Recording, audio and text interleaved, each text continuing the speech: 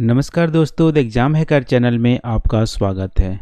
दोस्तों, हम लोग यूपी पीसीएस 2019 के एथिक्स के जो क्वेश्चंस पूछे गए थे उसको हम लोग डिस्कस कर रहे हैं।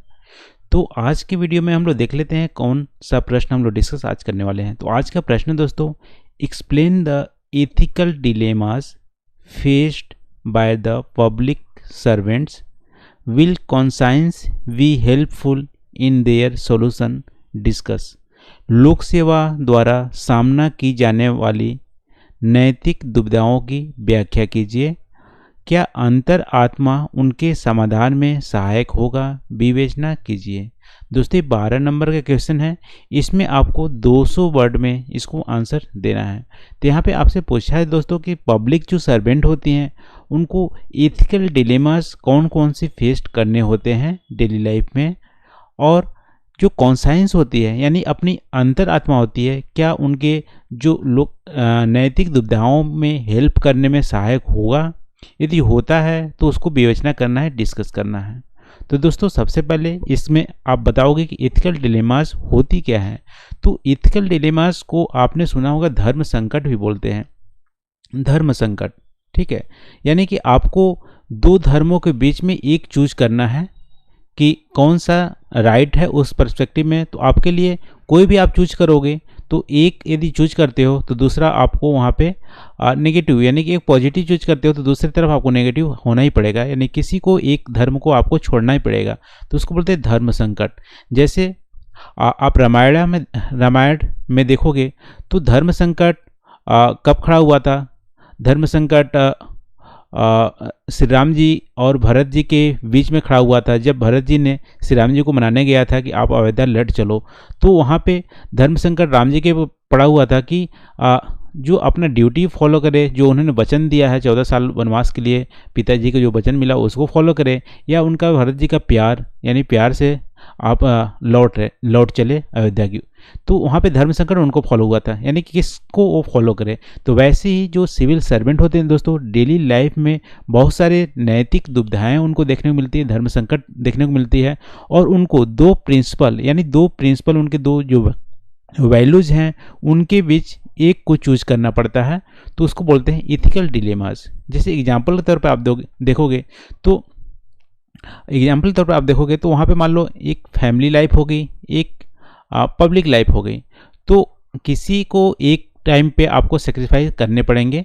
तो उसमें दुविधा होती है कि आप फैमिली लाइफ को ज़्यादा प्रेफरेंस देते हो या पब्लिक लाइफ को ज़्यादा प्रेफरेंस देते हो। तो वहाँ पे एक एथिकल डिलेमास उत्पन्न होते हैं। तो देख लेते हैं कौन कौन से एथिकल डिलेमास और जो मेन एथिकल डिलेमास फेस करने पड़ते हैं पब्लिक सर्वेंट को, वो कौन कौन से हैं। तो पहला है दोस्तों, रूल वर्सेस ट्रेडिशनल सोसाइटीज़। देखो, ट्रेडिशन ऑफ सोसाइटीज़, ठीक है, सोसाइटी के कुछ ट्रेडिशन होते हैं और कुछ रूल्स होते हैं। तो किसको फॉलो करें, रूल्स को फॉलो करें कि जो सोसाइटी की ट्रेडिशन है उसको फॉलो करें। उनके बीच में एक को चूज करना में एथिकल डिलेमा फील होती है। जैसे मान लो आप एग्जांपल लोगे तो जल्लीकातू तमिलनाडु की एक ट्रेडिशन है, बुल फाइटिंग एक ट्रेडिशन है। तो वहाँ पे क्या है, उनकी सोसाइटी की एक ट्रेडिशन है कि जल्लीकातू या बुल फाइटिंग होगी, लेकिन रूल्स बोलता है कि आप एनिमल पे आप अत्याचार नहीं कर सकते। तो वहाँ पे जो पब्लिक सर्वेंट होंगे उनको एथिकल डिलेमा फेस होगी कि आप रूल को फॉलो करोगे कि जो सोसाइटी की ट्रेडिशन है उसको फॉलो करोगे, ठीक है। तो ऐसे और भी हो सकते हैं। जैसे मान लो किसी सोसाइटी में क्या होते हैं कि जो गर्ल चाइल्ड होती है उसको 14 साल में शादी कर देनी होती है, लेकिन देखो रूल्स क्या बोलता है कि 18 साल से कम में किसी बच्ची की शादी नहीं की जा सकती। तो वहाँ पे क्या है, एक डिलेमास फील हो जाएंगे, किसको आप फॉलो करोगे, रूल्स को या ट्रेडिशन सोसाइटी है उसको। या मान लो किसी ट्राइबल एरिया में एक यूनिक कल्चर है, एक यूनिक कुछ कस्टम्स हैं और वो रूल्स के अगेंस्ट हैं। तो वहाँ पे आप किसको आप फॉलो करोगे, किसको प्रेफरेंस दोगे। ये सारे डिलेमास फेस होते हैं और वहाँ पे धर्म संकट या नैतिक दुविधा में डाल देती है।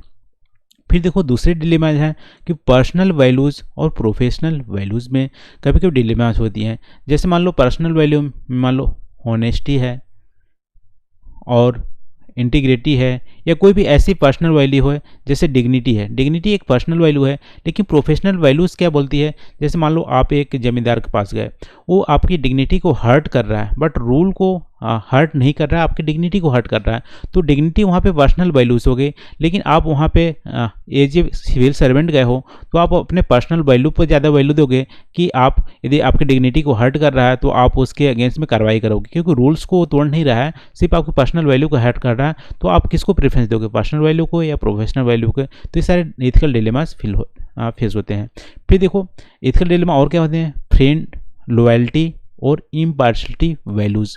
देखो आपका फ्रेंड बोलता है कि जो रोड का कॉन्ट्रैक्ट है या कोई वर्क ऑर्डर है वो आपको दे, यानी फ्रेंड को दे, लेकिन वहाँ पे क्या इम्पार्शलिटी एक वैल्यूज है जो ऑर्गेनाइजेशन वैल्यू भी है और पर्सनल वैल्यू भी है, तो उसके अगेंस्ट में है। तो आप यदि फ्रेंड की बात नहीं मानते हो तो हो सकता है फ्रेंड आपसे गुस्सा हो जाए और बोले कि आपने मेरे से गलत किया है। तो वहाँ पे एक दुविधा हो जाती है कि आप फ्रेंड की वैल्यूज़ को आप प्रेफरेंस दोगे कि जो ऑर्गेनाइजेशन वैल्यू है इम्पार्शलिटी, और जो इंडिविजुअल वैल्यू है उसको आप दोगे। ठीक है, तो ये दुविधा होती है वहाँ पे। फिर देखो अदर जो डिलेमाज हैं जैसे पर्सनल लाइफ और प्रोफेशनल लाइफ, आप किसको, जैसे मान लो आप कहीं फैमिली लाइफ में या मार्केट में आप गए हो, उसी में कॉल आ जाते हैं कि ऑफिस में आना है, तो लेकिन फिर भी वाइफ बोलती है कि नहीं नहीं मेरे को शॉपिंग करा के जाना। तो वहाँ पे एक डिलेमाज फील हो जाती है कि आप किसको, प्राइवेट लाइफ को आप प्रेफरेंस दोगे या पब्लिक लाइफ को। ठीक है, तो ये सारे डिलेमाज होते हैं। फिर देखो अच्छा ये तो फ्रेंड लॉयल्टी ये आपका रिपीट हो गया। फिर देखो कभी कभी डिलेमास फेस होते हैं कि लॉयल्टी टू बॉस होनी चाहिए या लॉयल्टी टू सोसाइटी या ऑर्गेनाइजेशन। या आप देखोगे कि कभी कभी ऐसा होता है कि बॉस बोलता है कि आप ये काम करो, लेकिन हो सकता है बॉस की जो बात होती है वो सोसाइटी के अगेंस्ट है, लेकिन वहाँ पे आपको डिलेमास फेस होने, यानी कि आपको वहाँ पे दुविधा करेगी कि आप बॉस की बात मानोगे कि सोसाइटी की वेलफेयर की बात करोगे। ठीक है, तो वहाँ पे डिलेमास हो सकती हैं। फिर देखिए ड्यूटी वर्सेस कंसिक्वेंसेस, कभी कभी होती है कि आप ड्यूटी को फॉलो करोगे कि ड्यूटी करने से कुछ रिजल्ट गड़बड़ आ रहे हैं, कंसिक्वेंसेस एंड जो हो रहा है वो गड़बड़ हो रहा है, तो किसको आप प्रेफरेंस दोगे, ड्यूटी को दोगे या कंसिक्वेंस को दोगे। ठीक है, जैसे मान लो एग्जाम्पल तौर पर कि आप ड्यूटी कर रहे हो, ड्यूटी के दौरान आप देख रहे हो कि यदि मान लो किसी आदमी की जान नहीं बचाते हो, तो जान न बचाने की वजह से हो सकता है कि ज़्यादा फायदा हो सोसाइटी को।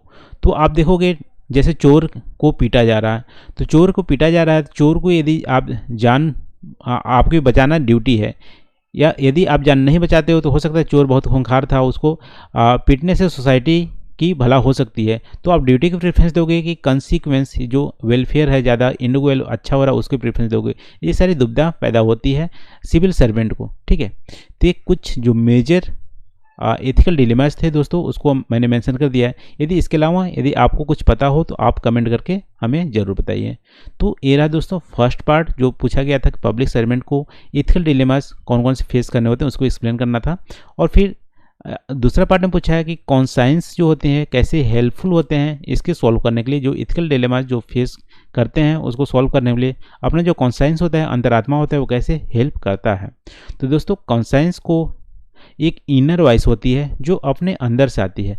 देखो अपने अंदर से एक इनर वॉइस आती है, जो इनर वॉइस होती है वो ह्यूमन वैल्यूज, जो आपके अंदर जो वैल्यूज हैं उससे ही जनरेट होती है। यानी कि आप जैसे ऑनेस्टी या इंटीग्रिटी इसको आप वैल्यूज मानते हो, तो आपको जो इनर वॉइस होगी वो बोलेगी कि ना गड़बड़ नहीं करो, ऑनेस्टी रहो, ईमानदारी रहो सब पे। ठीक है, तो इनर वॉइस एक क्या होता है, इनर वॉइस एक डिसीजन लेने में हेल्प करता है। आपके अंदर जो अंतर आत्मा है वो बोलती है कि आप ऐसा काम करो आपके ह्यूमन वैल्यूज के हिसाब से।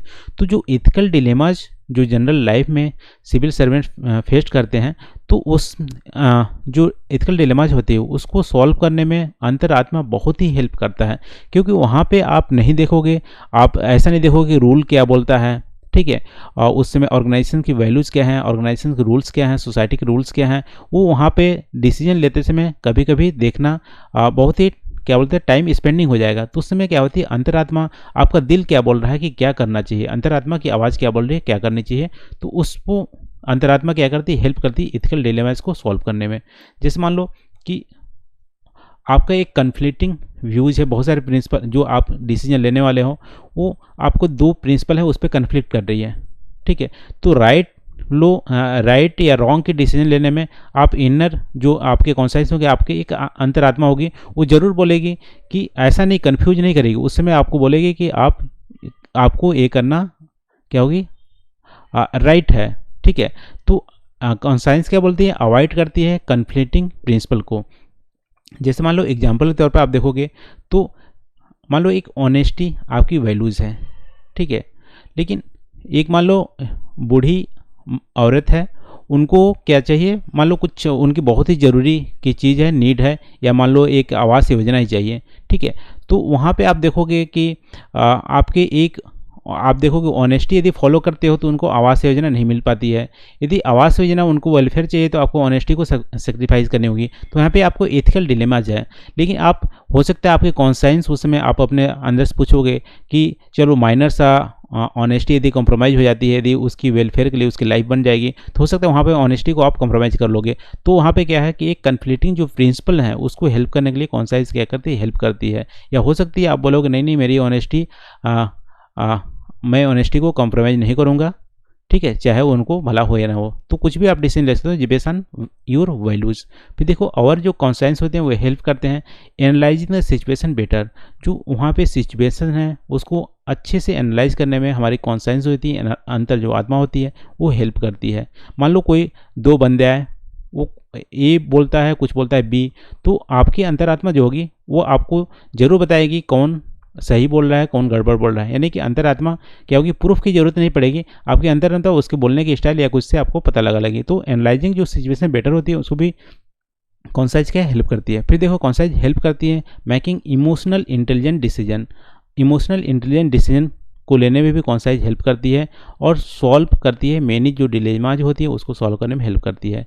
तो ये रहा दोस्तों कॉन्साइज कैसे डिलेमाज को सॉल्व करने में हेल्प करती है, इसको हम लोग डिस्कस किए। यदि इसके अलावा दोस्तों आपको कुछ यदि पॉइंट और यदि आपको एडिशन करने हो या आपको लगता है यहाँ पे कुछ गड़बड़ डिस्कस हो गया हो तो उसको भी कमेंट करके आप हमें ज़रूर बताइएगा।